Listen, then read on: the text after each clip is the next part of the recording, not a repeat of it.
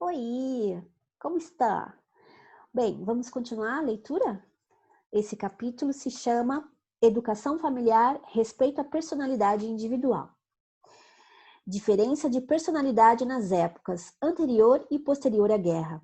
Os problemas familiares mudaram distintamente desde o término da Segunda Guerra Mundial.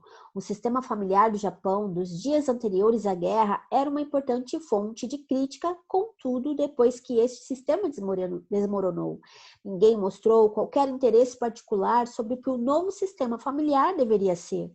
Foi uma consequência quase que completamente evitada.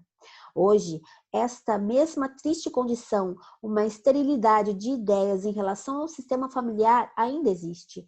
Parece que a tradição, uma vez instilada na mente do povo pelos filósofos gregos e outros grandes pensadores do passado, se perdeu.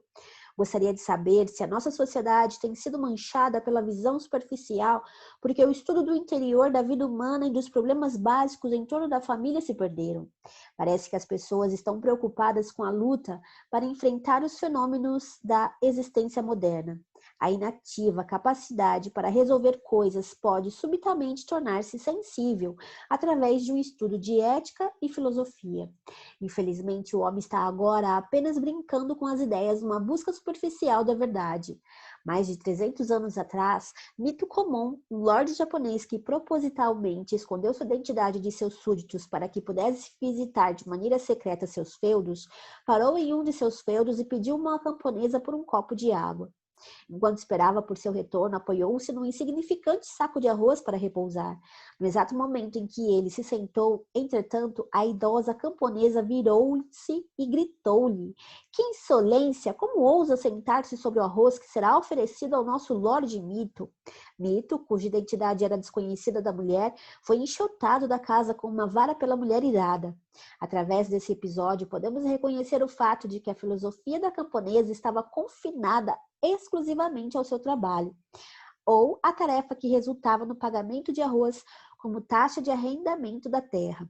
Sua filosofia continha a sabedoria através da qual ela dirigia a vida diária, sabedoria esta que era arraigada na vida de uma época passada. A respeito da filosofia moderna, em especial a japonesa, que está preocupada com as dificuldades da linguagem estrangeira, disse que ela não é nada senão uma procissão de palavras difíceis, uma filosofia que está divorciada da realidade e representa a morte no mundo das ideias. Recentemente, a marcha da delinquência entre a juventude tem mostrado um rumo ascendente que está instilando medo às mães do mundo inteiro. Antes da Segunda Guerra Mundial, o número de delinquentes adolescentes totalizava algo entre 50 mil a 60 mil. Em 1946, aproximadamente esse número aumentou para 120 mil. Em 1962, quando a economia sofreu um novo aumento, a estatística elevou-se para 200 mil. Este impulso de delinquência não era um fenômeno existente só dentro das nações derrotadas, mas era evidente como uma tendência mundial existindo tanto nas nações vitoriosas quanto nas neutras. Onde então repousa a raiz desse problema? Os problemas emocionais sofridos pelos pais com crianças delinquentes estão indubitavelmente entre os mais dolorosos problemas de hoje. A enorme apreensão solitária, no entanto, apenas desorienta os pais, levando-os a dirigir o problema de maneira incompetente. Hoje encontramos muitas situações irracionais entre crianças, delinquentes e seus pais.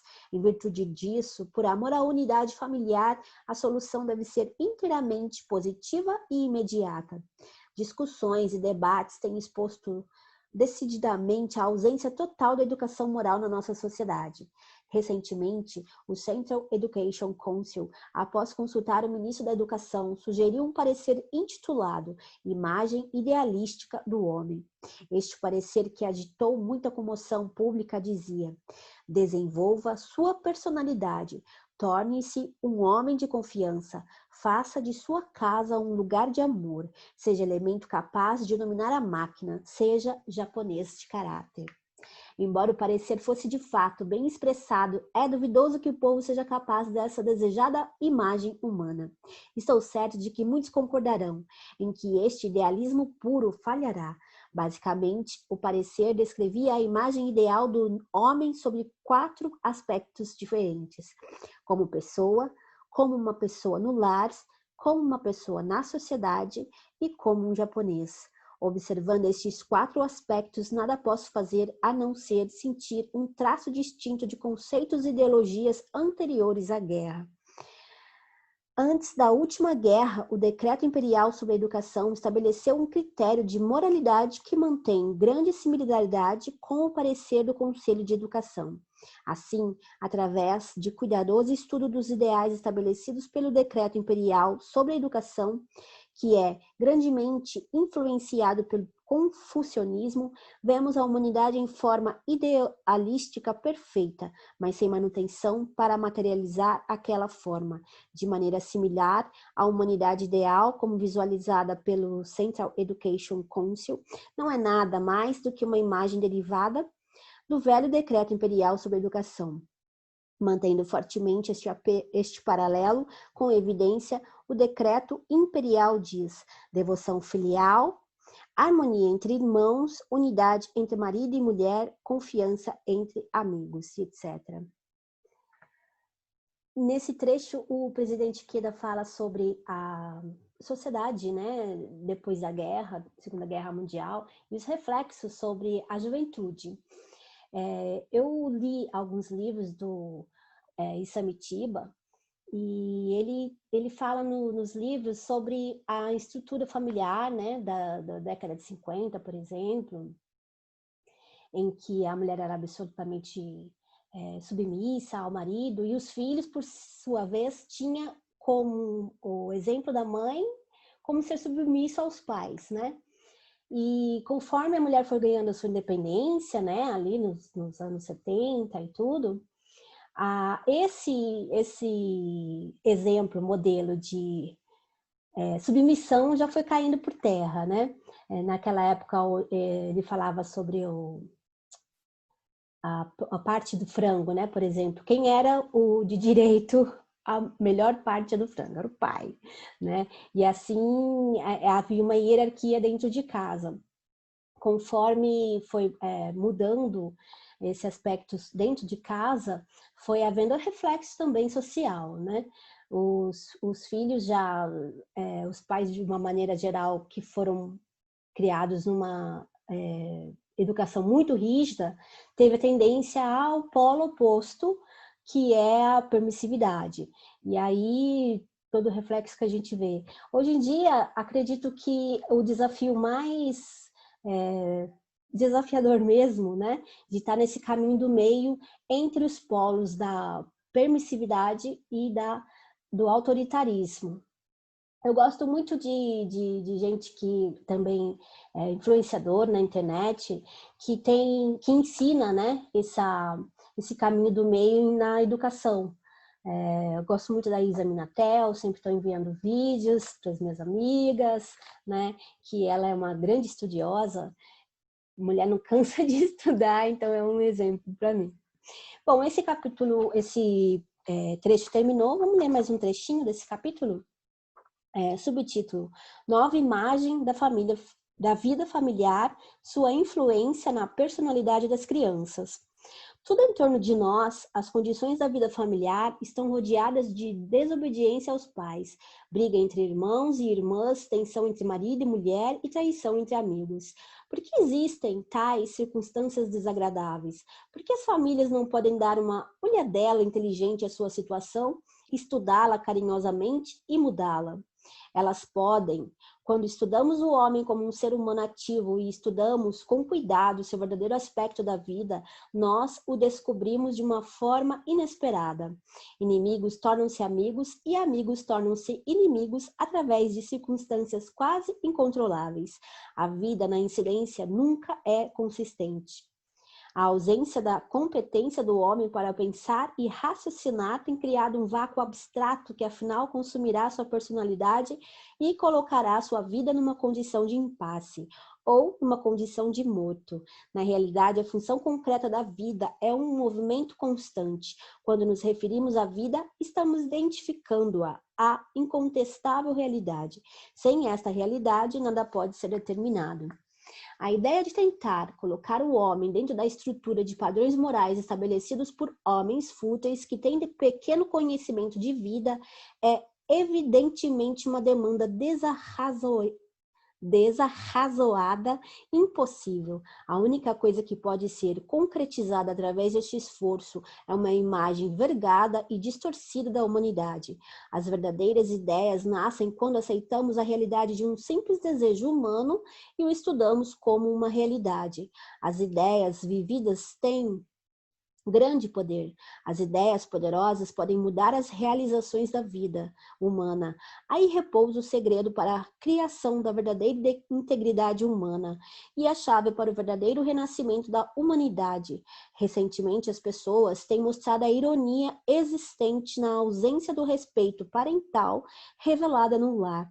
Os pais estão continuamente trazendo à baila assuntos de crianças em comentários como: as crianças de hoje não nos obedecem mais, elas objetam, argumentam contra tudo o que dizemos. Por trás desse pesar parental, parece haver um desejo de retorno do velho sistema feudalístico no lar. Por outro lado, as crianças estão se revelando com palavras audaciosas como: eu gostaria de saber porque nossos pais não nos podem entender. Não há nem mesmo sentido conversar com eles. As crianças são muito nihilistas, tendendo a viver num mundo separado. O que os pais consideram virtude, entretanto, não tem necessariamente um efeito benéfico sobre as crianças. Embora haja profunda preocupação parental em relação ao futuro de seus filhos, uma grossa parede construiu-se entre eles. Quem é responsável por esta parede? Jean-Jacques Rousseau, um filósofo liberal do século XVIII, sugeriu a resposta em sua obra Emílio, de 1762. Amai a infância, favoreceis seus jogos, seus prazeres, seu amável instinto. Quem de vós não se sentiu saudoso, às vezes, dessa idade em que o riso está sempre nos lábios e a alma sempre em paz? Por que arrancar destes pequenos inocentes o gozo de um tempo tão curto que lhes escapa, de um bem tão precioso de que não podem abusar? Por que encher de amarguras e de dores esses primeiros anos tão rápidos que não voltarão nem para vós nem para eles? Pais, sabeis a que momento a morte espera vossos abusar? Por que encher de amarguras e de dores esses pritantes que a natureza lhes dá? Desde o momento em que possam sentir o prazer de serem, fazei com que dele gozem, fazei com que, a qualquer hora que Deus as chame, não morram sem ter gozado a vida. Ao contrário da ideologia de Rousseau, tendemos a construir uma parede de preconceitos antes mesmo de descobrirmos a natureza dos nossos filhos. Como consequência, retardamos a sua personalidade, o precioso direito do desenvolvimento individual de uma criança. Há muitos e diferentes problemas familiares. Em muitas ocasiões, o pai exerce absoluta autoridade, ignorando as opiniões e exigências de seus filhos. Nessa situação, encontramos uma família tomada pelo pânico, cada membro apoderando-se de sua individualidade. Pode a felicidade ser estabelecida nessa família? Naturalmente, a mãe discutirá com frequência e lamentará até que afinal o lar se converterá num ninho de egoísmo e uma atmosfera de indiferença total se estabelecerá entre as crianças. Isso pode ser vida, mas será sempre sombria e infeliz. Em conclusão, deve-se lembrar que é responsabilidade dos pais se as crianças tornam-se boas ou más. Esta responsabilidade estende-se não somente às crianças, mas também à sociedade. Um pai de família bem estabelecida na classe média disse ao seu filho: nós nos responsabilizaremos pelo seu bem-estar até que se gradue na faculdade. Daí em diante, você viverá por conta própria. Esta família cumpriu a sua norma. Aqui nós encontramos uma certa sabedoria. Acredito, todavia, que é necessário que os pais estejam preparados para assumir a responsabilidade sobre seus filhos até que atinjam 18 anos, sejam estudantes universitários ou não. O amor parental, que busca o desenvolvimento contínuo da criança, deve ser a pedra fundamental da família. Quando os pais são intolerantes e emocionais e têm que depender da autoridade para dirigir a família, esta sofrerá efeitos prejudiciais. Os pais devem ser idealistas, mas seu idealismo não deve interferir nos ideais de seus filhos. A personalidade de cada indivíduo deve ser reconhecida. A ausência total deste reconhecimento é a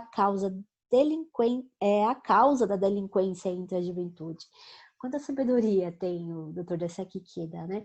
Naquela época ali, anos 70, não era muito comum ouvir os filhos, né? Ter esse olhar dos filhos como um ser humano mesmo, como um pequeno ser humano, mas com o mesmo seu valor, né? Porque até hoje é difícil a gente dar espaço e voz para as crianças.